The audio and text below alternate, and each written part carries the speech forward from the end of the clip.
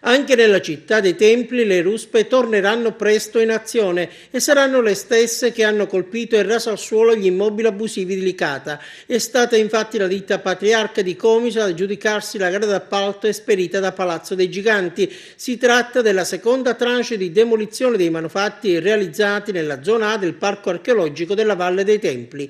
Affidata la procedura negoziata con una base d'asta di poco superiore ai 33.000 euro, adesso l'ufficio urbanistico del Comune di Agrigento sta definendo con la Procura della Repubblica la data di inizio dei lavori, del giorno in cui dovranno essere riaccesi i motori delle ruspe per dare il via alle opere di demolizione. Ad Agrigento per ricominciare si è dovuto attendere l'approvazione del bilancio di previsione 2016 da parte di Aula Sollano. La Procura, il cui input è stato determinante per fare ritornare in azione i mezzi meccanici, da mesi ormai aveva fornito il nuovo elenco di manufatti da abbattere, un elenco che segue il criterio cronologico delle sentenze passate in giudicato. Questa seconda tranche era composta originariamente da 13 immobili, ma 4 manufatti sono stati già autonomamente demoliti.